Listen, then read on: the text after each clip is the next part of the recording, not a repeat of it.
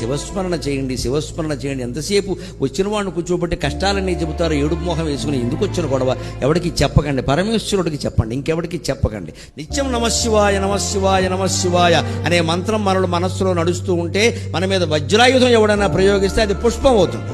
అగ్ని మంచగు, ఒకవేళ అగ్ని ప్రమాదంలోనే మనం చిక్కుపడవలసి వస్తే అది మంచుగా చల్లగా మారిపోతుంది.